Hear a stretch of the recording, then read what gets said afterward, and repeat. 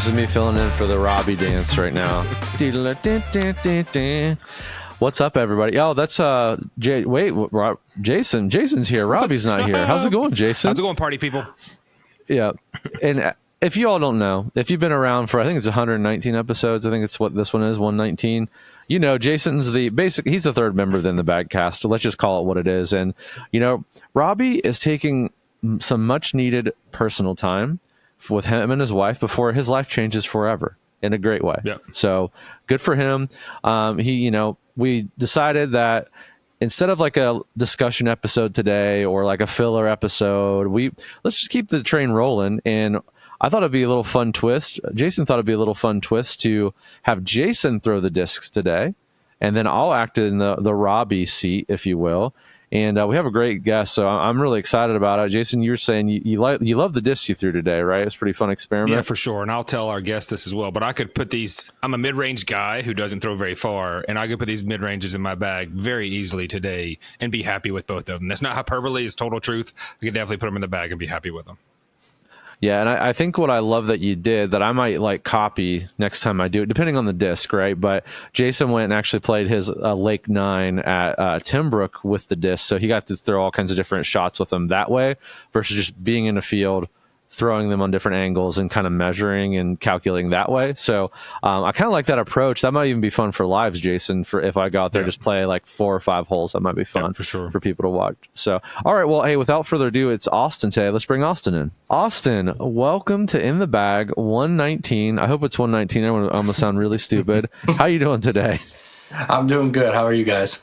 Good, man. We were kind of chatting offline a little bit. You're a long-time listener, first-time caller, I believe, so we appreciate that. I don't know if we ever asked anybody this before. Maybe we have, but Austin, what like compelled you to like be on why did you want to be on In the Bag? What are you trying to accomplish today?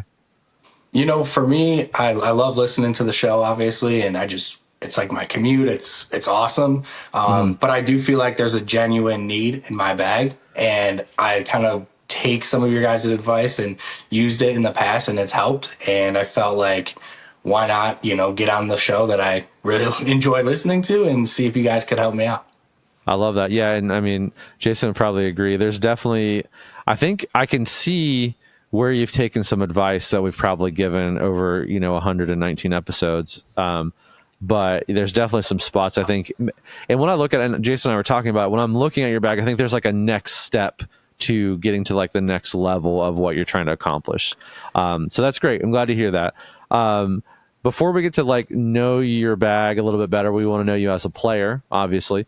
So let's talk about distance first. So off the tee, there's like a basket out in a field, wide open field, no wind, perfect, beautiful day. How far do you think you can get confidently golf line to the basket? How far do we need to put that basket out there? Yeah, so that's something I've been working on because I have like a lot of power, I feel like, in like a stocky body, right? But that's not great usually in the grand scheme of things. So I would say if I'm trying to be smooth, accurate, I would put that at about 270. Okay. Yeah, that's fair. And that's backhand. What about forehand? I really don't forehand unless it's like an absolute need. I would say I could probably throw it 150 if I had to, but okay, that's preying on where it's going, or if it's wobbly or like, I mean, it's going to be awful. Okay, yeah, so that's really your get out of jail if you have to kind of shot. That's perfectly fine. I think there's probably a lot of folks. Hey, anyone listening out there, leave a comment below. If that's you, that's okay. We welcome you. We welcome you, people. We don't shun you. Yeah. But okay, great. So that we're talking about distance. Let's talk about putting. I'm going to make a bet, Jason. I'm going to make a bet that he is a pretty decent putter if he's not throwing super far. I'm going to make that guess. Austin, don't let me down here. All right, so there's a basket where we're going to do 15 feet, 25 feet, 40 feet, 10 discs at each station. How many are you making, Austin? So I just recently did this. I've done it a bunch of times since listening to the podcast. Last time I did it, we've had good ones, we've had bad ones, but the last time I did it, I went 9 for 10 from 15. Great. I went 5 for 10 for 25, and then I went 4 for 10 from 40, which that 40 number I would say is a little better than maybe it normally is, but that was the last time I did it. Yeah. No, and I think I would say probably if people are really honest, probably above average, slightly above average. And from Jason and I's experience doing a putting league every week live in front of everybody now, 35 feet's a long way. 45 feet's even further. Yeah. So, I mean, I literally made one from 35 feet yesterday and was so embarrassed, but that's awesome. Would you say, and I don't think this is a negative, but since you're not throwing super far, the reason your 40 foot percentage is higher than most is probably because you're having to putt from there a lot more. 100%. And again, I'm not going to like toot my own horn. I think that was maybe a little bit of above average performance for me, but I do find that I play with people that are better than me, like a good amount, and I can keep it relatively respectably close. I feel like just because I can putt pretty well, especially ever since I got the switching to the link. We won't jump too far into that, but I have a spin putt, so I feel like that's helped me a lot, especially because I felt like I was always pretty comfortable from almost like the 40 feet where I could like do a stepper or something, whereas the 25, 35 feet was almost worse, but I'm kind of starting to figure it out. Okay, no, I think that's great. And yeah, that 40 foot percentage, because usually what we see is like 15's like 9 or 10, 8, 9, 10, whatever people say there. 25 usually just drops off a few, so like 6 or 7. And then people get to 40, they're like, oh, 1 if I'm lucky, 2 if I'm lucky. You know what I mean? So I definitely feel like yours is more like spread out and even, which I think is good. That's an indication probably to what you just said of, hey, I can kind of keep up with my buddies and maybe throw further than me and maybe a little better because I'm putting more consistently. So I think that's great. What do you think is the biggest strength of your game? I would say decision making, honestly. I really try to limit damage after a few rounds of where I just try to get too cute with something or maybe try to run a putt. We don't have a ton of like dangerous greens where I'm at, but when you're spin putting, especially leaving yourself 40 feet back is never a good thing. So I really try. I don't really consider myself like a safe player necessarily, but I really try to limit mistakes that are just like outright avoidable. Yeah. Well, you're probably playing a lot of placement golf too, right? Just because, if you have a 500-foot hole, it's going to take you a few shots to get there. But if you play it smart, you can birdie that, a par 4. So that makes a lot of sense. What would you say is probably something you need to work on? What's your weak link? You're like, I need to fix this. So for me, the biggest thing I would say has been my release angle. I started off with heavy Hyzer release. And it was good at first. Like it almost, I feel like, kind of taught me that a little bit. Like my turnover game has been pretty solid, but it definitely has hurt me in trying to learn like more understable flippy discs. So I have been really focusing on that, and it's honestly been great. Yeah. Okay. That makes a lot of sense. Jason and I were looking at your bag. So this was an occasion where we did look at the bag ahead of time. And we were kind of guessing that maybe your release angle was maybe more toward the Hyzer route, or at least it was at one time based on some of the discs that you have. But that's fine. I think that's great. Okay. Well, let's go ahead and start talking about that bag. Like I said, we're going to start at the top end here. Let me jump in for a second, if that's okay, Brad. Yeah, for sure. Yeah, so what's absolutely funny about this, Austin, is that when you, excuse me, other than the release angle discussion, pretty much everything you've laid out so far was very much me. It's a lot of me now, but very much me when I was first on the podcast, episode 118 episodes ago. Because as you describe because when you talk about not forehanding at all, that was me. Because I have no doubt that if we gave you a disc, you could throw a forehand 250 feet. And then a bunch of them go 50 feet, right? That was me then. And now I'm more comfortable with throwing that. But because you have the control on the backhand, as well as the putting for sure, it's fun to hear another player who's definitely in my realm, right? I didn't come out as an Hyzer thrower. I was more of a Hyzer thrower, and I'm a better flat thrower now. But I'm going to enjoy this discussion because it's very much me. But the biggest thing that's different, and this is a precursor to the rest of this episode, is that the biggest feedback I had from mine was all my discs were flippy, pretty much. I had nothing stable. So it's almost the two spectrums of when I was on the episode, all my stuff was flippy, straight to flippy, whereas a lot of your stuff is overstable stable stuff because you threw on Hyzer from the beginning. So it's going to be a fun discussion to think through this, especially as I was throwing the disc out in the field. I'm going to enjoy this discussion because you start off on a different path with the type of disc for the most part. I know you have some floopy fairways and drivers, but you have a bunch of stable mids and stable approach discs that I didn't have at all. Even to this day, that's the biggest fault is I don't have enough stable disc in my bag. And I say that every round I play. I really need more stable in my bag. It's a joke because that was the recommendation from my first episode. So this is going to be a fun discussion. Yeah, looking forward to it. Yeah, I thought the same thing, Jason, when he was kind of describing. I'm like, this is going to be a great. I'm glad you threw Jason for this episode for sure. Okay, let's talk about it. Again, Disc RPM community, love you all. Thanks for using it. I love it. I guess selfishly, it makes my job a lot easier. It makes Robbie's job a lot easier and Jason's because we can literally see some of your notes. So I love it because out of nowhere on Disc RPM, if we're looking, you have all these putters, you have a few mids, a few fairways, and then all the way at the top you have a random 13 speed D3 and 400 plastic. And I'm like, Austin, what the heck? Why is that there? But it looks like found this disc, have no business throwing it. Really more of a beef utility disc. Is that true, Austin? Is that what that still is for you? Yeah, that's a little outdated. I feel like I can use it a little bit better, but still not really. I mean, it's a -2 but I think that's kind of a lie personally.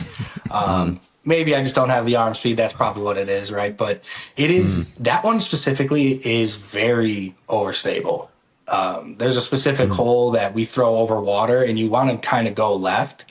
Yeah. So that's normally, honestly, what I was using it for, just because being left wasn't a good birdie opportunity, but your disc was safe. And I had a bad experience with losing discs for like 2 months. So it was great for that. But other than that, nothing really. Yeah. Okay. Well, that's fine. How does it fly in comparison to your Lariat? Is it like still pretty beefy compared to the Lariat?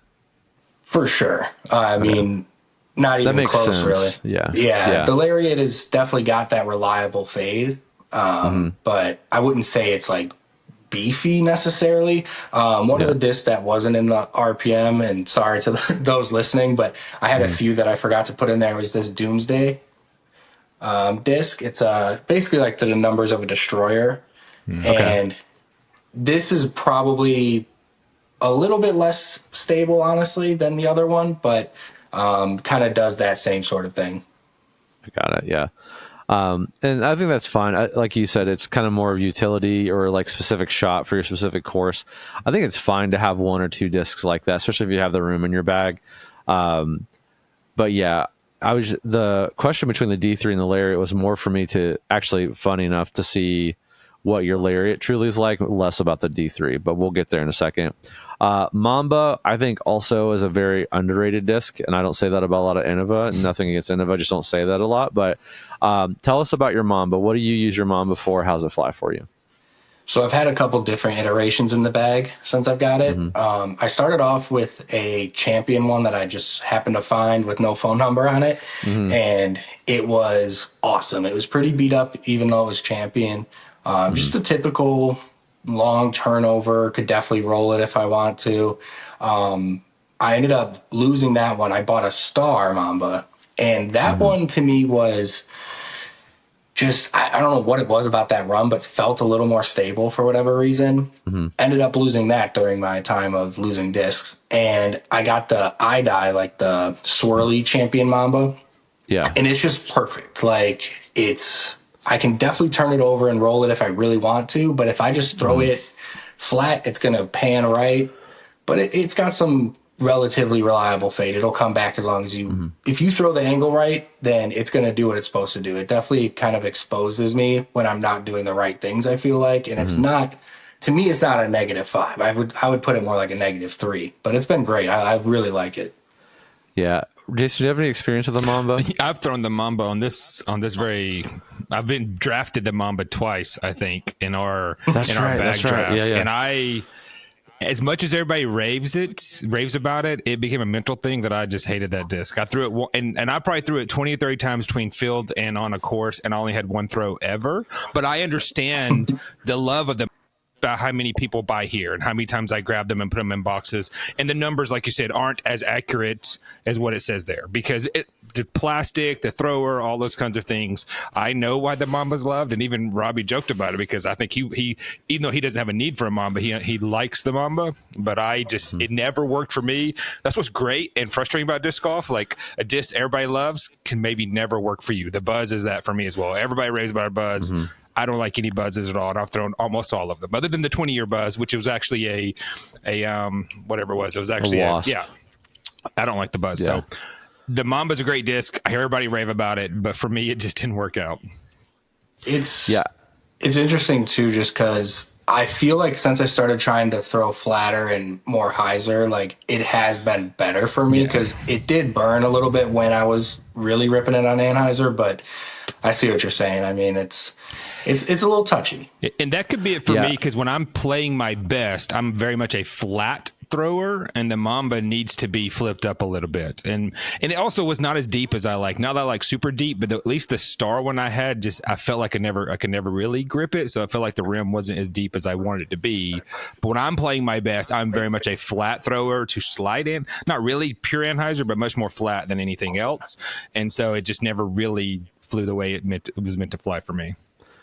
Yeah, I think the Mamba is one of those discs where I don't know, you have to have a very good understanding of the amount of power you have to throw it with, because it just, like you said, touchy, Austin. I would maybe say not touchy, just you have to be smooth with it if you're intending to get distance with it. So it's a very, very interesting disc. I like it for that reason. I've seen a lot of like kids throw it really well, where again, they're not throwing with as much power, but it's giving them like that nice flip up and then a ride to the right versus like burning over. Or like you said, if you need a roller or have a roller game, it's a great disc for that too. Just depends. And I know you found the champion one. Usually the champ ones are like, sometimes they're like pretty stable, which is kind of funny. So you obviously that one either sat a while or, who knows, runs of those discs kind of go all over the place. But let's not stay on the Mamba. We can talk Mamba for a while. Although I completely forgot you got drafted that multiple times, Jason. It's hilarious to me. Completely forgot about that. And then Robbie literally said, Jason's going to kill with this disc. That's the best part about it. Anyway, so yeah, okay. Let's talk about the Lariat FX4 combo. Because, I mean, all right, I'm going to venture to say this before we get into the Cicada Crave Underworld. I'm guessing you probably throw your 7 speeds much further than your 9 speeds, but your 9 speeds are going to be more your like wind fighters, give them more power to try to get them out there. Is that probably true? Yeah, I would say that's definitely how it was working. Now, kind of getting in here, and as I realized some of the discs aren't in RPM yet and stuff like that, I have actually kind of moved away from throwing those 9 speeds a little bit. I have a Prodigy F7 that I picked up. It's like 7.6 -3. That I feel like is almost what a lot of people think the Mamba would be like in a lower speed, whereas it's not nearly as flippy as like the Underworld. So, but it still can be if you put it on that angle. So for me, truthfully, between the FX, which is more stable than the numbers suggest, I think, compared to the Lariat, which I feel like is pretty accurate, those 9 speeds definitely were more like, hey, I need a little bit maybe of extra distance, but on the perfect throw, I can throw those 7 speeds just as far or further. Yeah. And you made a note on the Lariat that says 9 speed feels like your top end speed where you can get it up to the appropriate rotation. Do you still feel that way, or you feel like you're creeping up past that? I feel like on a perfect throw, I could probably get a 10 or 11 speed up to speed if I hit it right. But I'm not confident in myself hitting it right every time. So I would say, I would still probably say 9 speed is probably where I should be at in terms of like distance drivers or control drivers. Yeah. And I think that's fine. And I think you're proving yourself 7 speed's probably more accurate. I feel like once you find an area like, okay, a 7 speed, for instance, for you, where you really feel like the discs are doing what they should be doing according to the flight numbers or relative to them, I think that's really when you kind of arrived at that speed. At least that's my kind of opinion. So Lariat FX4, just give me a brief rundown. What's a Lariat? What hole are you pulling the Lariat out for? What hole are you pulling the FX4 out for off the tee? So the FX4, I got kind of thinking it was going to be straighter, honestly. For now, it's it's not very beat in, so it still fades pretty hard. And at my home course, it's called Black Bear. It's in Hoffman Estates. I'm in Illinois, the Chicagoland area.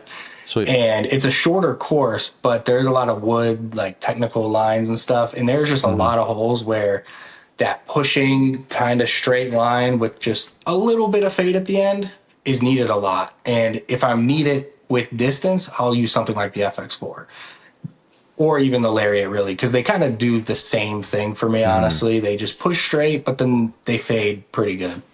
Yeah, Go ahead, Jason. I see in your notes too. You were you like it, but it's the FX4 we're talking about here.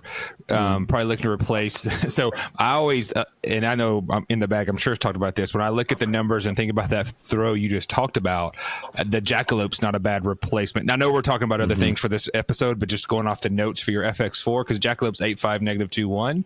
But like Brad said, like it's an 8-speed, but I will throw it further than any 9 or 10-speed I have because I just can have that speed. And I mean, it's a Jackalope can feel like an 8 or 9, depending on what people feel about it. So one to think about if you're looking for a replacement for it, because the Aura plastic, even the Eternal Plastic's more like their champion, but like a stiffer champion from an Innova perspective. But it's kind of the 400-ish plastic. It'll be a little more stable, whereas the Aura is a little straighter for sure. For another thought for that slot. Yeah. Yeah, because I like that recommendation, Jason, because it might actually be something to bump both the Lariat and FX4 out, just because I think what you're kind of running into, just based on your notes here, and for those of you, like the links in the show notes to check this out, it looks like the Lariat you don't have like a lot of confidence in it because sometimes you can turn it over, sometimes it's too stable, and then your FX4 is like more stable than you want it to be, but you want those numbers. I do feel like and not the so Apex plastic is the like Apex, plastic. Apex, yeah, Apex, looking for not Aura, Apex. There's a million plastic names over here. It's amazing we can remember any of them. But the Apex will be like a little bit more. I feel like it's a little more true to the numbers, other than the Eternal. Jason, if maybe you agree with that. You find like a lighter weight, like a 169 or so, like now I'm forgetting the Apex Jackalope. It'll give you that, like, you probably be able to flip it up a little bit or just almost right out the gate, and it'll push for a long time, maybe even turn a tiny bit, and then still give you some fade. It's a very unique flight. I'm sure there's plenty of other discs that do that, but for like someone like you, me, Jason, with like our arm speed, it just really is that like actual flight that you're looking for. So that's a great recommendation, and that might actually just eliminate both the Lariat and FX2 completely out, or maybe, hey, I'm not trusting the Lariat, let's just kind of push it to the side, put it on the bench for right now, and then the FX4 is just the version of your Jackalope when there's like wind or you need to like torque it a little harder. So that's actually that's a great recommendation, Jason. And then that'll kind of like drop you down to an 8-speed as well, and maybe you can just kind of like leave those 9 speeds out for a minute. And just see how you feel. Let's keep moving down here. So we have in like the 7-speed-ish, I'll call it 7-speed-ish fairway range, we have the Cicada, we have Underworld, and we have the Crave. I don't have enough experience with the Cicada. I need to give it a try, to be honest with you. What do you love about the Cicada? Why is the Cicada in your bag right now? So I was kind of trying to get a river, honestly, the Latitude 64 river, and they were like out of stock of whatever plastic I wanted or whatever. And then I saw the Cicada dropped, and one of my friends, Sean, he throws exclusively Discraft. And he was like, well, they just dropped the Cicada. It's got similar flight numbers, whatever. I think we talked about it at one point. We went and played, and it really just kind of does what you need it to do. I feel like that's just the best way to put it. It reminds me almost, I used to throw buzzes when I very first started, and I'm kind of in agreement with Jason. I'm not a huge fan as I kind of got into it, but I feel like it's almost like a longer buzz. Like, it's not dead straight with no fade. It's definitely got a little bit of fade to it, but it's a very reliable disc, and whatever angle you put it on, it's going to pretty much hold, which I like because it kind of exposes you if you're doing the wrong thing or if you're doing the right thing. Yeah, I think that's good. That's good information for later, Jason. I think that is going to be crucial. Baseline Underworld is also in here, so kind of like from a point and shoot, if you will, the Cicada, kind of to the other end. Looks like you got the Underworld to replace the F7. Have you thrown it anymore since you made this note? So I actually found the Underworld at my home course. That's actually why I started throwing it, because I had lost the original F7 that I had. It was a bad 2 months. I mean, I literally had like 25 discs. And at one point, that's why some of these aren't even in disc RPM, because I went from having 25 discs to, no joke, like 3 or 4 within a month. And so some of these are newer editions and whatnot, but the Underworld, I actually think I would really like maybe in a premium plastic, like the VIP or whatever, in the Orgeo or however they pronounce it, plastic. Maybe one of the best feeling base plastics that I've felt, but it is extremely flippy, and it's a little beat up too. So I really don't throw the Underworld much, honestly. All right, that brings us to the Crave. The Crave is a disc loved by the people. I mean, it's one of those, I'm like, I don't know why I don't bag the Crave. Jason, you don't bag a Crave, do you? Yeah, I bag it. Once I started going heavy forehand, I rarely backhand the Crave.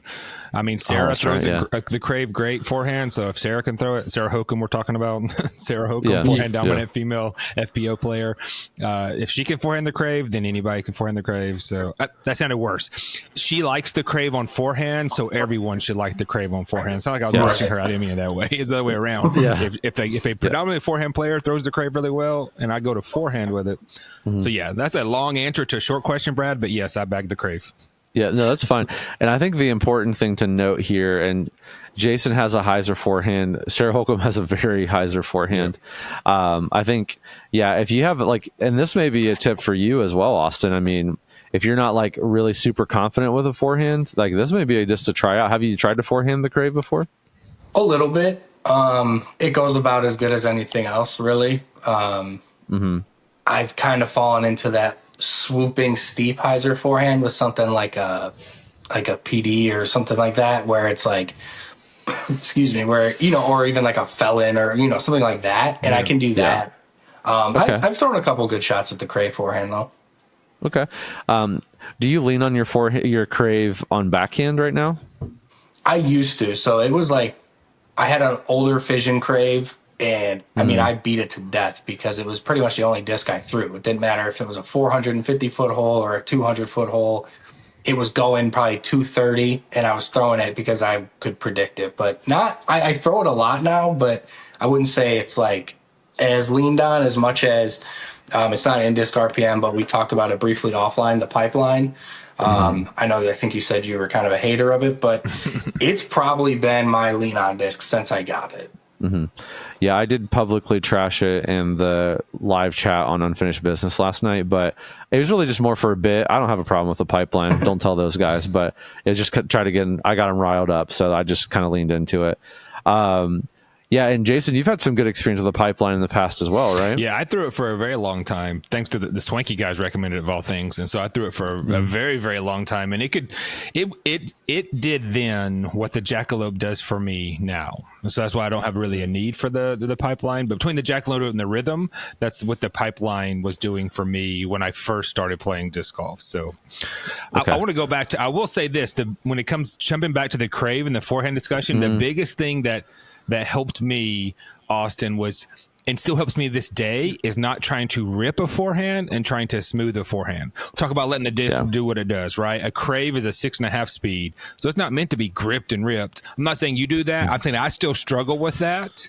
And when I just smooth my forehand, it's amazing what the disc will do, right? Just an easy little smooth forehand. I watch other really good forehand guys, and they look like they're really ripping it. Their just smoothness is faster than my smoothness, right? So when that day comes that you start working on the forehand, the Crave was the one that started me first because it was playing a lot of New London, a lot of rounds in New London, in which I had to scramble a lot with forehand. And the Crave was the one I went to more often than not. And when I smoothed it out and didn't try to rip it, and almost like just a little easy throw, it was amazing how dead straight the Crave can go for that. And I had to fight too the extreme Hyzer. So because I still, like Brad said, I still throw on Hyzer, but I used to throw crazy Hyzer, and now it's more like natural Hyzer, if that makes any sense, and Hyzer flip for the forehand. So something to think about as when the day comes, you start working on it. The Crave is a good one to start with, and it's just smooth. Slow is smooth, smooth is straight. Yeah. It's a fission Crave as well. Yep. And speaking just real quick on the smoothness, my buddy Vince, he throws twice as far as me, and twice as smooth.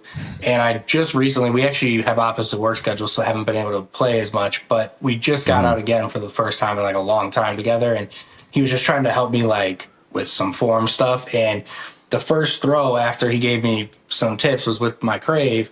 And I mean, it legitimately probably went 30 feet, if not more, 40, 50 feet further than I normally could throw it. Nice. I don't know how you guys are with like the MVP Axiom plastics. For me, I love the feel of the fission. Yeah. But I did get the opportunity to throw a Proton Crave, and that's on my list. They're hard to find, but that's what I'm looking for because I feel like it's going to give me just a tad bit more stability. Yeah. Yep. Oh, yeah. I love the Crave. Yeah, that Proton, if you find a mold in like the MVP family that you like that's over mold, that Proton really gives a little tick of stability, and the Eclipse plastic does as well. So that's, Eclipse Craves are pretty easy to find right now. The Proton tend to be a little difficult depending on what's out there. I think I actually have some on order for whatever that's worth. But yeah, no, I'm glad. It's amazing what a little tweak in form will do. I mean, I remember Robbie gave me a tip on my grip for backhand, and he was just gave me the tip of like, basically your thumb and your pointer finger. That's really your grip fingers on that. And I was kind of gripping with I was backloading. I was getting a lot of rip, like tear out that you hear. Like, oh man, I got all this snap. Why am I not throwing so far? Well, I'm actually reducing. I'm putting more drag on the disc from my back fingers. So it's amazing. Like one little tweak to your form can add so much more distance for you. So glad you have a buddy that'll like walk you through that and can give you some good advice. That's very valuable for sure. All right. I think we're good on fairways. We'll go to Quake and Pyro right now. That's really the only mid ranges I'm seeing on Disc RPM. I know you kind of have a meteor that's kind of in, kind of out that we talked about. Quake, Pyro, both pretty overstable. Pyro pretty overstable from my experience with it. But the first line you have on your Quake is one of my most confident discs. So why are you so confident with the Quake? So it's one of the discs that I've had the longest in the bag. It's the Midnight Flyer, the Glow from DGA. My buddy actually went down to, I think it's Ledgestone that's down in Illinois. So he actually went there. I was supposed to go, couldn't make it with work, but he picked this up because I was looking for one. And this is my favorite disc in my bag. Like it's reliably overstable, but it still goes pretty far and like straight for a decent amount of time. Yeah, if I had to play like a 3-disc round, which I've done a couple of times, this would definitely be coming with me. It's overstable, but it's not crazy. Whereas the Pyro is almost unusable. Like it is, I have the Metal Flake or whatever they call it. Prism Plasma. Prism, yeah. Or Prism Proton, I'm sorry. Yes. And now don't get me wrong, I really do like it for certain holes, and I think it feels amazing in the hand. I'm a big fan of it, but it is wildly more overstable than this Quake, especially since this Quake definitely has gotten some use into it and flies probably a little straighter than it used to. But yeah, they're both kind of what you'd expect, I would say. Yeah. Jason, have you tried the Pyro? Has that been in your bag at any point? It would just be a utility disc. Yes, I've tried it. It is so, like Austin said, it's so beefy. It doesn't serve a purpose for me on backhand. Now that I'm forehanding more, it definitely serves more of a purpose. But I haven't practiced with it enough to be confident to actually throw some of those discs. In the field, I can do some amazing throws with the Pyro, but I'm not confident enough to actually throw that during an actual round yet. So the Quake was not too dissimilar, even though I know the Quake. The Pyro technically is more stable than that. The Quake I threw, I just didn't like at all because it's so stable, and I just couldn't. When I think about stable mid ranges, I've thrown the Malta a lot in a field, and I can make the Malta do what I want to do throwing on hardcore Annie because it's so stable. And I know you love the Quake. I know Trevor loves the Quake. We know Nate loves the Quake.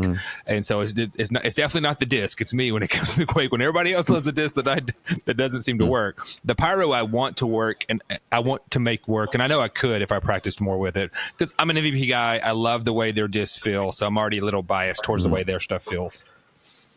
Yeah, I think that it's interesting. the different experiences people have with pyros. I think all of us have had the same experience. Again, it's probably our skill level maybe, but pyro's very, very beefy.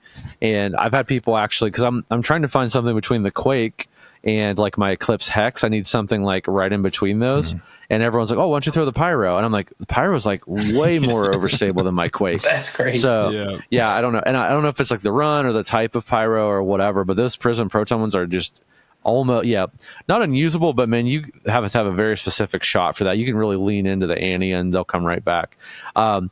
It's funny, the Midnight Flyer Quake is the one I have as well, the one I bag, and the one that Trevor bags. And I feel like that disc has so much more glide than it should. Like I can throw it so far. I can't throw it the way I throw any other overstable disc, maybe other than like an NV. It actually reminds me of a longer Eclipse NV. It's like it has that nice torque resistant stability that you really want. You want it to crash left, but you can like it doesn't. It's like the overstability doesn't kick in until like that last 40% of the flight. So you can get it really pushed out there and then kind of let it do its thing. So that's exactly how I feel about it. Good. Well, that's why I love it too. Again, we'll come back to mids. That's where we're, spoiler alert. That's where we're going to focus today because, I guess really definitely spoiling it, but we're going to jump down to your putters. We're going to move pretty quick through those so we can get to the recommendation. But I think the next level of your game, it looks like I'm going to assume you have quite a feel for your putter game because you have a lot of variety there. And I can tell someone's comfortable with a spot. They're either very comfortable or they're trying to figure it out. Yours looks like comfortable. When you have not a ton of gap between stability and a particular flight range or speed range. But then when we go up to your mid ranges, it's like ghost town. So I think that's going to be, instead of trying to put distance on in your 9, 10, 11 speeds, I think getting more variety and shot selection in your mids will make you just an overall better disc golfer, in my opinion. That's what helped me get a lot better. I think it's what a lot of people have done is you do the thing, right? You buy all the cool drivers. I'm going to throw X Pro that I like. Oh, wait, I can't throw. Wait, what do you mean that a Raptor's not flippy? You know what I mean? That's the process we kind of go through. Then, you get comfortable with some putters, it seems like.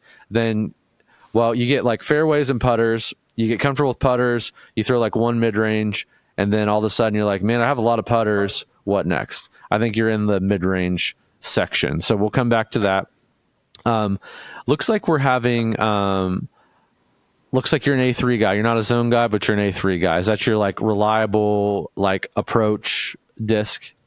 So I actually found a zone recently. And I have been throwing it a little bit. The A3 for me, I just love the 300 plastic.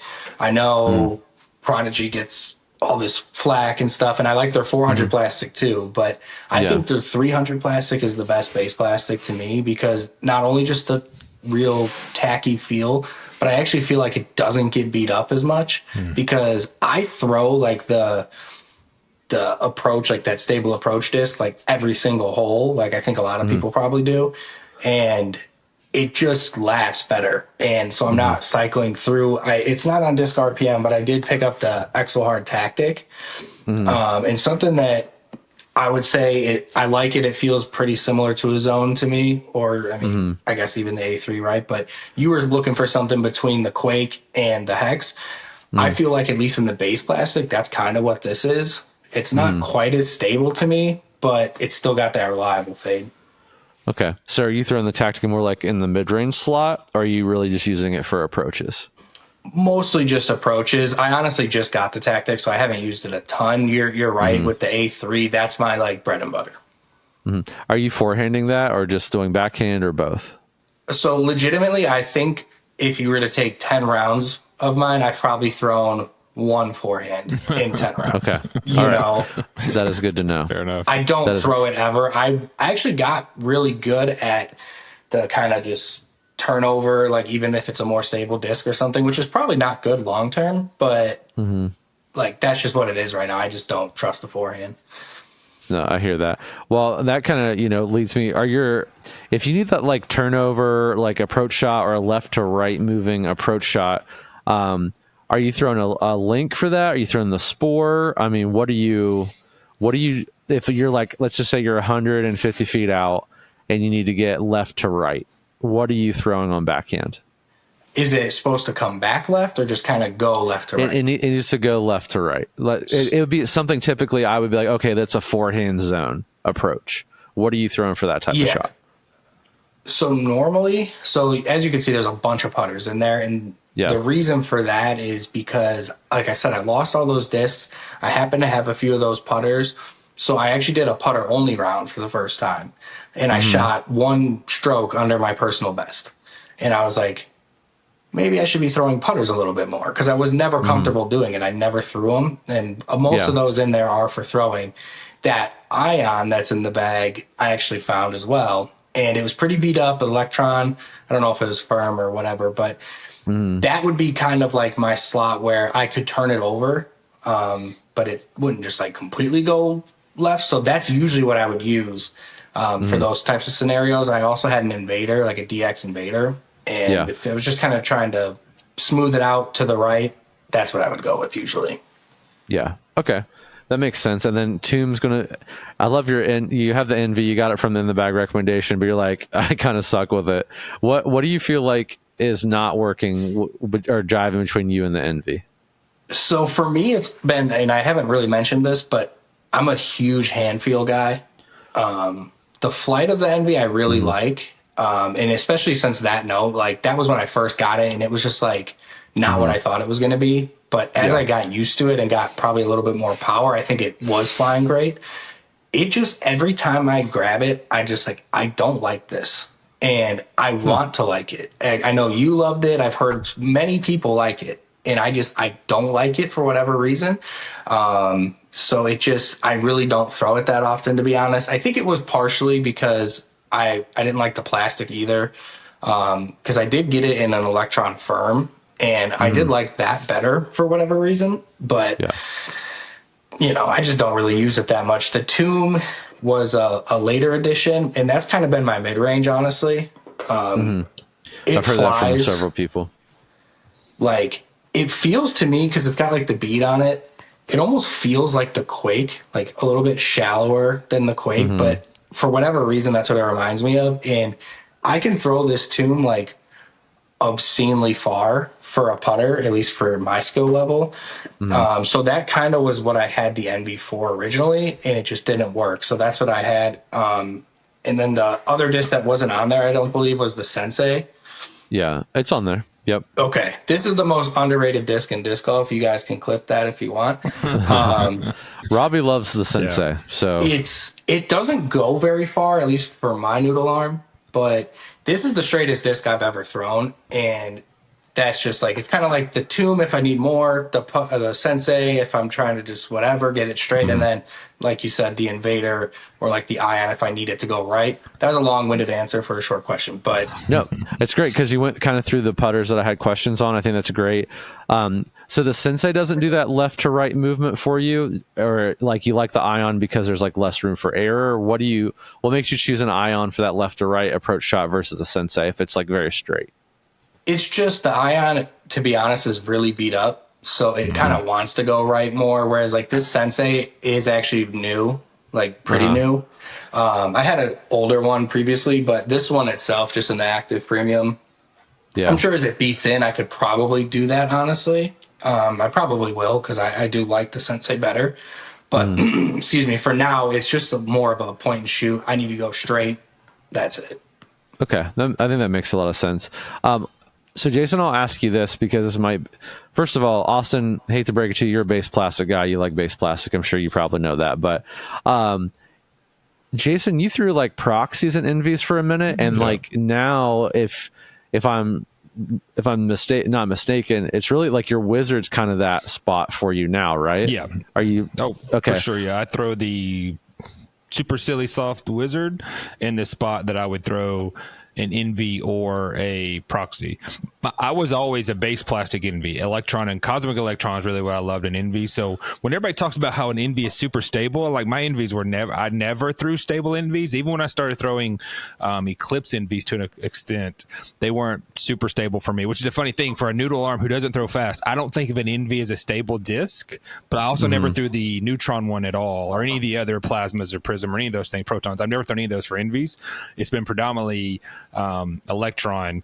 And then I switched to Proxy for no specific reason because I loved the Envy. I couldn't even tell you why I went to the Proxy for a while. And then I went to the Wizard for no really specific reason either, just to try something different. And I wouldn't take the Wizard out for anything right now because I could, based on my history of my love of the Envy, the Electron and Cosmic Electron, it could come in the bag very easy today, but I'm very happy with my Wizard to do the same thing. Even though they're entirely different fields, right? They're very rounded, a bead, all those kinds of things. It does what my Envy did for me when I first started playing disc golf. Yeah. So, and the reason I ask him that, Austin, I think that might be a good, if the Envy's not driving for you, listen, I love the Envy, but if it's not working for you, no hard feelings. I'll still like you, but maybe Wizard in a base plastic, you're gonna get that kind of same flight. So maybe worth checking out. Yep. I've considered the Wizard for sure. So yeah, just throwing that out there. So hey, you're getting like 2 bonus recommendations today, along with what we're about to talk about. So Jackalope, a Wizard of some kind. I think it's gonna like maybe be the Envy that you want to be. Now here we are. We've arrived. We're coming back to mid ranges. Jason, what did you throw today? So I threw the Clash Berry in steady plastic, which is a 5.5 -1/1. And then I threw a brand new disc to the Foundation Warehouse. I think these actually drop tomorrow officially. An Ocean Disc Sea Turtle in their base plastic, which they call Ocean Waste Marine, which is their base plastic. Also a 5.5 -1/1. Austin's like getting hype right now. What's up with the sea turtle? No, that's actually hilarious because those are 2 discs that I've never thrown, obviously with the sea turtle, but both of them have been like on my radar heavy. I just watched the Bedanza video on the sea turtle, and he liked it, and not that really matters, like has any reference to it, but Right. It seems like a cool disc, cool company. I'm actually a huge advocate for like shark conservation and ocean conservation, so I'm definitely going to be checking them out. But that's just funny because those are 2 discs that have been heavily on my radar. For sure. All right, well that's exciting. All right, Jason, walk us through kind of hand feel first, and then kind of your experience, and then I'll try to like guide you through some questions. Yeah. So for I had thrown the berry before. The berry's never been in my bag, but I'd thrown it before, so I knew I liked the way it felt. I'm a big Origin guy, which is kind of a Discmania Origin, also a 5.5 -1/1. It is sort of a rounded rim, and both of these have very, I would say to me, they're very Origin feeling mid ranges. Whereas and I'm a big Hex guy, but that feels a little bit different on the edge. So long way to say, as soon as I'd already felt the berry, so I knew I liked the way it felt. But as soon as we felt the sea turtle, it was great. Even I think everybody here at the warehouse said the same thing. Wow, these feel really good. Hunter, Trevor, pretty much everybody who put the sea turtle in their hand liked the feel of the disc when they put it in. And so the key is the sea turtle I threw in their base plastic, and then I threw the berry in their premium plastic. Like Brad said, there near us is a course called Timbrook. For those who watch Foundation, want to see the guys do a lot of stuff at Timbrook because you can do so many different shots there, especially for noodle arms. But even for big arms, there's one specific hole you can throw on, and we call it the Lake Loop. It's a hole 11, 12, 13, 14, and 15, and it's 250 and 200 and 350 and 180. So I can try all my shots, and that's even when I practice for a tournament. I'll just go play that loop over and over just for work through my arms. And so thankfully, every hole I could throw forehand or backhand hole. Every throw I can power it. Every throw I can back it off a little bit. And so what I will say for sure, after throwing each of those holes, I mentioned this earlier, I think off camera to Brad, but I threw predominantly backhand, but I threw a few forehand because I don't forehand my mid ranges a lot. My crave is my mid range forehand discs, so I don't forehand too much. But these on forehand, I only threw it a few times, are definitely very flippy. So I know you don't forehand yet, so that's why it's not a key talking point for anybody else listening. I throw my disc on Hyzer on forehand, and they flipped up very fast. So I think I can mess around with to actually have a straight throwing mid-range in my bag for these. And I'll step back and say, I told Brad this before we started recording, that no hyperbole at all. I could put both these discs in my bag today and be very happy, but I also love mid-ranges. I throw mid-ranges more than I throw anything else, right? So I'm already kind of predisposed to love mid-ranges. What I'll say about each of these discs, so the right at the top, the berry pushes further, right? It's going to have a lot more push, but because it's in its premium plastic, it has a lot more relative stability. It is not a quake. It is not a pyro. It is not a meat hook at all. But on hole one, the first hole I threw on is a 250 footer, hole 11. So Brad knows what I'm talking about. And it has enough space to do forehand or backhand, but I threw a backhand kind of maybe 20 feet right of the basket, just kind of flipped, went straight, but then it crashed really hard. At the very end, had very consistent fade. Not hard crash, but 15, 20 feet right left for that crash and sat. So it's definitely a flippy that it's going to flip up and go straight, but it's going to have a known finish, not a quake or pyro finish, but definitely it's going to come to the left at the end of that flight. When I threw it, it was I actually specifically threw on a little bit of Hyzer, so it didn't Hyzer out, but it pushed on that Hyzer, and a Hyzer flipper would have flipped that thing up for sure. But for me, it was a pushing Hyzer that sat down. And then when I threw the Sea Turtle, and so that was pin high. Like I didn't flash the basket, but I was pin high on that throw, 250 feet. First throw, no stretching or anything. I've already played it all. So I was like, so obviously my very first throw, I was very happy with that, with how easy that thing pushed. The Sea Turtle flipped up a little quicker and pushed and had a little bit of a less of a finish. Base plastic, it makes sense. But also off what was relatively the same throw, it didn't push quite as far. So I had like maybe 230 feet on that first throw. So just no stretches, no warm-ups, throws right out of the things right from there. And so then I came back and re-threw on that hole and specifically threw on Annie, because sometimes I'll throw a little bit more stable disc on Annie. And the Barry, again, pushed really great and had a finish like 10 feet left of the basket as well. I'm not just saying this, it really is true. I did throw some bad shots on some other holes, but when your first two shots are good shots, you feel kind of good. But then the bad muscle memory kicks in. So that's aside. But it was, from the moment I pushed it, I knew by watching it that it was going to come back left a good bit, 15 to 20 feet, the way it did even on backhand.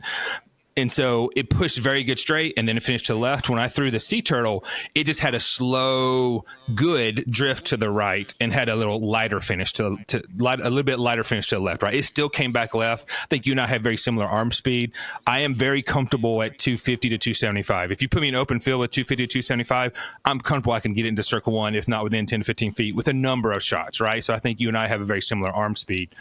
So when it pushed, it flipped and kind of had that slow ride that was very nice, and just a little bit of finish at the end. So a stronger arm is going to turn that thing, not necessarily burn it, but it's going to turn it well, and it will keep that flight, from my opinion, right? And if I threw it more on a true Annie to try to do a turnover around a corner, for me, that Sea Turtle is one I would trust to never come out if I was intentionally trying to do like a turnover around a corner. Whereas the Barry, for me, when I pushed it, it'll ride that, but it's definitely going to come back left a little bit at the end for those first kind of couple of throws I did.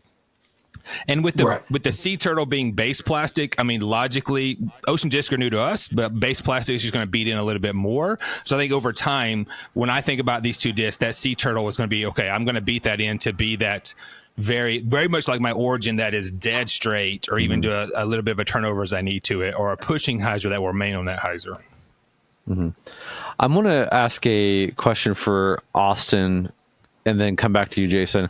I know in like kind of the disc you sent over, Austin, on like, hey, this kind of is in and out of the bag. You had a Meteor. What does the Meteor fly like for you? It's extinct. It's that dinosaur Meteor, and it's extinct. I just, excuse me, I don't use it ever. Like, okay. I wanted to. I used to have a Tremor in the bag from DGA. Yeah. And I liked that a lot. It was kind of just exactly what it would be used for, just that need to get right and then maybe come back just slightly or something. There's a couple holes that call for that, and that's what I wanted the Meteor to be, but I don't like the feel of the plastic. I don't like the flight. There's nothing about it that I like, really. So that's kind of where in that mid-range slot, I'm missing kind of something that can do that, but maybe is not exactly that. That's why I've been using the putters, I would say, honestly. Mm-hmm. Okay, well, that makes a lot of sense then. Jason, I'm curious, how did your throw, once you gave it, let's say you gave it the beans a little bit on hole, 13? Yeah. What were your throws like there? And 13's the long one by the water, 350 or so? It's listed as 355. It's slightly downhill towards water for sure. So I threw on it twice. And both times the berry definitely pushed more.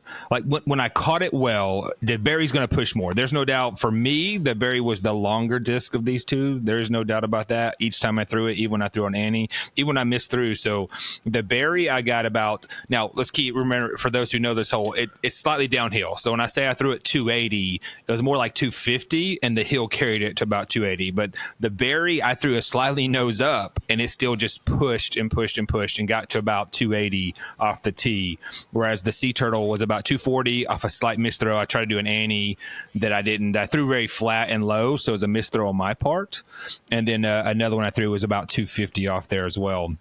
I will step back and say this. So that's where even the berry pleasantly surprised me about how much it pushed, even with the bad throw. Because when I threw it the second time, I was like, wow, that's nose up. I was like, oh, wow, that's still pushing and pushing and pushing. And on a normal day, with normal throws on tech disc, for those who know tech disc, I'm maybe 40 to 45 miles an hour, maybe low 900s RPM. So I'm not a fast thrower, and I don't have a lot of high RPM compared to folks who would get a lot of spin. And I would say my throw that I did there was about a normal throw, a little nose up that just pushed really, really well. It fought through it pretty well too. I will step back and say, so hole 12 is a 200 foot to like a protected basket in trees, but it's more like 225 because it's slightly uphill. So it's not as short as 200. And I did standstills there just to see how my standstill was. And there was another one where I just caught them both perfect, and the ocean disc, I threw a little bit Hyzer, so it rode along the trees. Brad will know what I'm talking about, and just got pin high. So it's about 220 pin high. And then I threw the berry. I tried throwing the exact same shot, more flat, because I knew it had a little more stability, and it pushed to like 240, way past the basket. But I was pleasantly surprised with that. What I will say, my best analogy when I think about the disc I throw, so my origin, which is also 5.5 -1.1, was beat in when I got it, and it was Neo, and it was their premium plastic. So it doesn't have a lot of fade. I have to keep it on Hyzer if I want it to finish left, and it'll go dead straight and move to the right. Whereas I started throwing Whereas I don't throw the Neutron Hex, but the Neutron Hex was the disc I threw that I knew would always finish left. My Fission Hex I can make go straight and even turn over, but that's why I don't throw the Neutron Hex, because it just never worked for me. But the berry, to me, every time I threw it was going to finish left, depending on what angle I put it on, right? It wasn't a meat hook, and if I did a crazy Hyzer, it was probably go further left, but I was throwing okay today, and either on a little bit of Hyzer and flat and even a little bit of Annie, it always had a consistent finish back to the left. I'm throwing a truss to do that for me right now, a dynamic disc truss, or a Latitude 64 truss, actually. Yeah. Slightly more stable than a Truth, but an EMAC Truth probably be the same way. But it's the one that pushes really well, but it's going to finish left. Whereas the Sea Turtle, to me, pushed really well and had a less noticeable finish. And then final question for you, Jason, and then I'll reveal the twist. The final question is hole 14. The next hole is a spike Hyzer around these trees, very short hole, uphill. Actually, it requires some like touch as far as like placement. So what are these discs? So typically on this hole, Austin, it's what, 180 feet? It's 180, but plays closer to 2 because it's slightly uphill. Yeah. And like directly off the tee box, there's like bushes and a tree. You have to, if it's like straight uphill, you have to throw, like I'm throwing like my most overstable Envy to get up there, because you have to like give it some touch because you don't want to go super far, but you have to release it on Hyzer. So it does require a little bit of thought. How did these discs fly on that hole for you, Jason? What's funny is I would never throw a mid off there, because I usually throw my Wizard or my Pig, depending on what I'm feeling that day, but give it a little more juice, right? Because of that Hyzer. Yeah. Both of them I threw standstill, and I only threw those each one because I would not usually throw this disc there, so I just did it for the fun of it.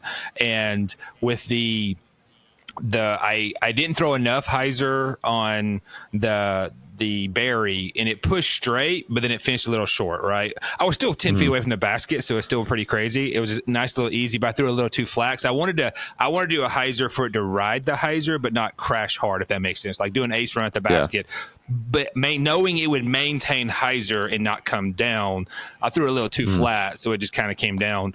And then I threw the sea turtle, and it's probably the closest I've ever come to acing that. I've come close a few times with the pig, but I adjusted and threw it enough hyzer that it just rode the hyzer. It wasn't a spike, right? It was a riding hyzer that went right behind the basket and finished about 15 feet away because it came that close. But the key there for me was that it didn't drop fast, but it rode it stayed on the flight, it stayed on the angle, which I threw it. And I did that intentionally to see what it would do on that shorter throw. And because it was a clean standstill and I throw a much better standstill, it stayed on that path the whole way. So I was like, oh, wow, that looks pretty good. Good. Okay, right behind the basket. As opposed to trying to spike it down in there like I would with a zone or a pig or anything else. Okay, that's good. That's just what I needed to hear. Okay, here's a twist today, Austin. Typically, we'll be like, hey, do either one of these sound good for you? You don't have a choice today, Austin. The choice today is none, because what I remembered about the berry was it flies pretty straight, but definitely has that one fade. And then, again, not knowing a ton about the sea turtle, but the reason I chose a base plastic is A, it has different flight numbers. It's going to be a little straighter, a little easier to throw.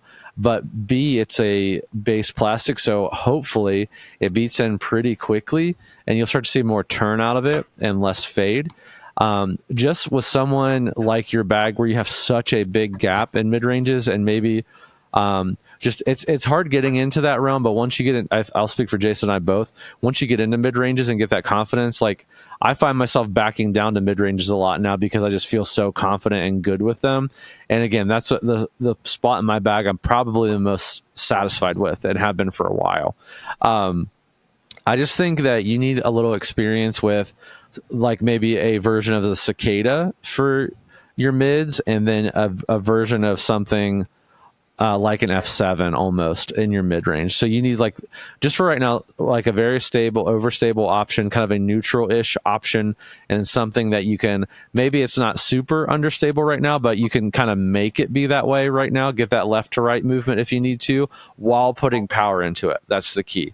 I think you can, and Jason, I'm sure you threw the shot, but you can give, well, you said you did it on hole 11. You can actually give the sea turtle some power on Annie, and it will carry right, but it's not going to burn over on you. It's just going to give you that movement that you want.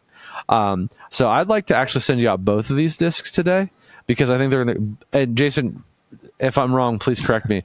Do you feel like these are going to fill two different spots for him, not the same spot? Yeah, for sure. It's especially because the base plastic of the ocean, the sea turtle is going to beat in a little bit more for sure. And even the more I threw it, it was like you said, this is the disc I would use to eventually beat into dead straight to be my turnover disc. Totally trust this is going to stay on a line. Whereas the berry with higher power and a little bit of flip could go straight, but I don't think it's ever for throwers like me, you, and Austin. It's never going to be that dead straight to finish straight, that finish a little right. It's going to be that, okay, I can keep it straight, but no, it's going to finish left.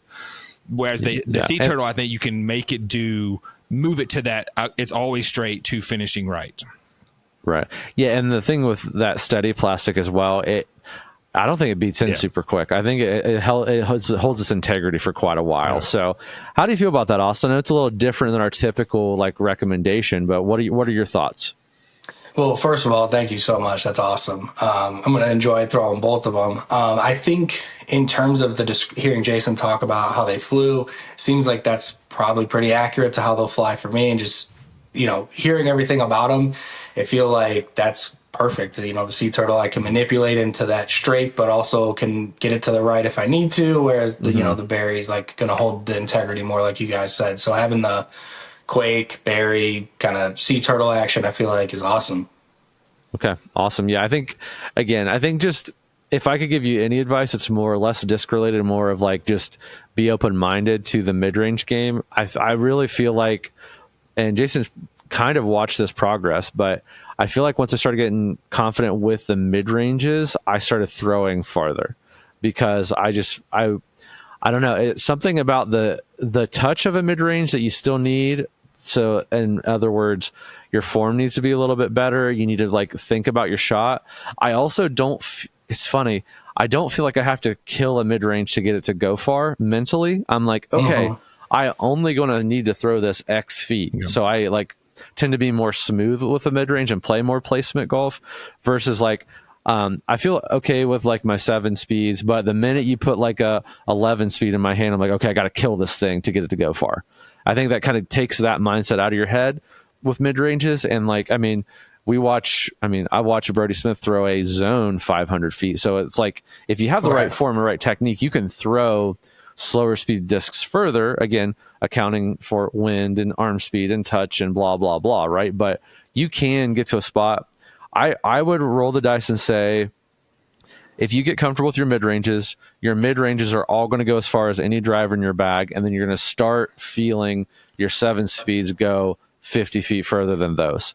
I'd almost bet money that that's the progress that I would try to like guide you down. Okay. Yeah, no, I think that's perfect. So, all right, man. Well, hey, I appreciate you a ton. Thanks for coming on. Thanks for listening for such a long time, and glad to finally have you on. And we'll get these discs shipped out for you. And until then, if we need you to come back on and talk about the discs and how they flew for you, willing to do that? Yeah, of course. Awesome, man. Well, hey, you have a great one. Thanks for being on, and we'll see you soon. Thanks, guys. All right, Jason. I mean, recommending 2 discs that the guy was looking at, that's pretty spot on. For sure. Very, very cool. It makes sense for the if anybody went and looked at his RPM chart, you would see the big hole that was missing, and those discs fill that part of the chart very well, or will fill it very well as he works through them. So, yeah, and I mean, I think the Bay is kind of slept on a little bit. It's one of those rare occasions where I feel like the discs flight numbers are very accurate, because I feel like that with the Origin as well. So I feel it's kind of in that slot. Origin was my first thought, if I'm being honest, and I just was like, we recommend the Origin so much, I can't just do another Origin episode.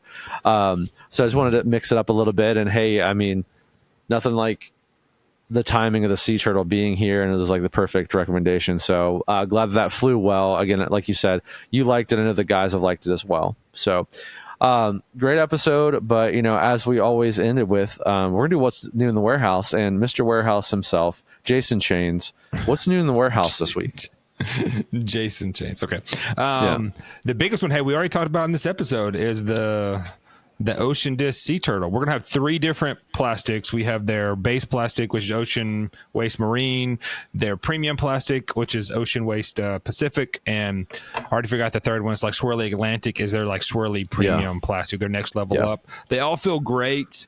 The first ones we felt were Swirly Atlantic, and then realized, oh, they're more in the box, and hey, they're all really cool. And of course, the stamp is fantastic. So those will be coming out today. Not today. Well, yeah, I guess you're right. We're recording on Thursday, peek behind the curtain. So they will be out now. The other big thing, we have a number of things, but I'll highlight one more big thing. We have a big restock of Trash Panda discs. We were excited to pull them out. The newer plastic, I think, for the Ozone felt really good. A little, I like softer plastic. And not that the Trash Panda stuff was ever stiff or hard, but you can tell Jesse and his team are just continuing to get better and better and better with the stuff. And I love the way they felt. We have some Dunes. We have some Ozones. So those 2 will be out right now. Yep. And then we have a mint disc restock that we got in. Some cool stamps. I mean, there's the coolest one. I actually put one aside for myself. The Bobcat's going back in the bag, everybody. But it always fought against the Quake, right? But this is their Royal Plastic Bobcat. This should beat in to be that disc between the Quake and the Eclipse Hex that I'm really looking for.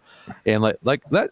I don't know what it is. That stamp cracks me up, and I love it. So it's like the Bobcat has like a smirk, a smiling smirk. It just is very cheeky Bobcat. Cheeky, cheeky. That's what. So, but we have their Nocturne, which are Glow Bobcats back in stock. There's a Sublime and and Royal Plastic, so all different varieties, which is cool. We have the Phoenix and Swirly, Apex, and Nocturnal. They both have different stamps. We have more Apex Jackalopes back in stock. I bought the rest they have. There's not very many. And then we have Sublime jackalopes with a go-kart or a goat cart stamp on it. Very funny. And a few Mustangs. They only had a few Mustangs. They're swirly apex as well, but I think they say take the reins. I have to say I do love Mint's like stamp design. They're just kind of all over the place and wild. Oh, and Jason, you sent pictures of this in Slack. They are Freetail stamped tacos. So they have a Freetail bat stamp on them. It says Freetail, but it's a taco. I know that's like a big thing from like early disc golf. I know it was a big deal that like pros would get like a destroyer, but get like an AVR stamp or whatever. You know, that's probably a bad example. But I know Paul, Hunter's talked about Paul doing stuff like that, and like that. I know it's like a big thing. So Yeah. I think they're trying to recreate that. And I mean, I frankly love it. People might hate that because you're like, wait, what is this? But they say it says on the back. Yeah. So, performance dad hats, right, Jason? We got new ones in there. Brand new colorway and performance dad hats. It's like almost. Would you call it a khaki? I'd call it a khaki-ish Khaki tan. or mocha. Mocha's the hipster way to say khaki. Mocha. So, Mocha's very, yeah. As soon as Trevor and Hunter saw that, they're like, I want one now. So I had to take one over to the store because they are very cool. It's a different looking one. And the logo's slightly bigger too on the new. Not that the other logo is a little smaller on the performance dad hats, but the logo's slightly bigger. Yeah. Same hat, just increase the logo size just a little bit. It makes it, I think it rounds out the hat a little bit more. Not the other one was bad, but that's very cool. And I think, a couple other things we have. Hey, this month's box, subscription box, if you haven't subscribed yet, I keep saying it, the next couple months are going to be heat. You're definitely going to want this one. Spoiler, Trevor's box. There's some stuff in there that people have been asking for. Next month's box is just wild. So buckle up for that. And then we have the mystery box. We got a whole plan, or November, like Black Friday mystery theme. That's going to be wild. Stay tuned for that. And then we have Christmas. So boom, boom, boom, boom. Make sure you're subscribed to those. You're going to get some fun discs over the next couple months. Very excited about that. Robbie C. Lessons. I know Alex kind of, he actually said this offline, I think, but Alex has signed up for Robbie C. Lessons, which is very cool. You can do this virtually with us. Austin's also signed up along with Alex. It's all right. He's an A. It's all good, brother. My bad. Austin, I'm sorry, man. Austin is signed up. So check those out. Again, they're all virtual. It's very easy. And I said Jesse. I have no clue who anybody is. Robbie's been having a good time with them lately. It's cool because you have some options on things you can work on, and it's going to be a lot. I'm tempted to just do some myself, if I'm being very honest. I know Robbie would just like do that if I ask him to, but I want to like feel the experience, I think. So maybe you and I both should do it, Jason, just to really feel out the whole experience. For sure. And then I'm forgetting one other thing. What am I forgetting? The most important thing probably. So MVP, we have a pre-sale that's going to start at 5 p.m. So right when this came out, make sure you go over there. They're doing all their like Halloween edition stuff. So they have an Eclipse Detour that has a Mothman stamp on it. So they're all kind of like horror, terror. Actually, I think they're called terror themes. Now, the Mothman legend is from my neck of the woods. It actually is from Point Pleasant, West Virginia, which is right across the river from where I grew up. We have a Mothman festival there. They have a Mothman museum, a giant metal Mothman statue with glowing red eyes there. It's a whole thing. So there's Eclipse Detours with the Mothman stamp on it. There's Eclipse Waves, which that should be an interesting disc. Interesting. Yeah, that one is, I don't know what that's supposed to be. There's like octopus arms on it. So some sort of, EQ torso. I don't know. Some sort of lesson or legend. Sorry. I'm reading this as well. Yeah. Okay. This one might have some people hype. Eclipse Pixel. So that one's kind of crazy. Yeah. For you pixel lovers. I know I've heard, hey, we need pixels in premium plastic so we can throw them. Here you go. I know Isaac loves the pixel and has been asking when that's going to happen. So, Bermuda Triangle is like the theme of that stamp. Very interesting. I see an alien, and I don't know. Anyway, Fission Pyro. Speaking of like the pyro, we talked about pyro so much today. Fission might be interesting. That might I don't know. It says weight 176 to 179 though, so I don't know. Yeah. Who knows? But yeah, those are kind of like the Halloween theme that they do every year, and very excited about a lot of those discs. And we're gonna have those on pre-sale. So make sure you check those out. You can get those and everything we talked about over at foundationdisc.com. Again, recently restocked is your best friend. So anything new, exciting happening, or restocks that are going up are always going to live in that section. If I was going anywhere on the site, I would say go to the homepage, look there. Also, we have a flight number tool. Make sure you check that out. I think that's really underutilized and something cool that we have as well. In the meantime, though, when you're on Foundation Disc, you're ordering that, you get it home, you try it out in the field, and it feels good. What do they do, Jason? Keep it in the bag. All right, we'll see y'all next week.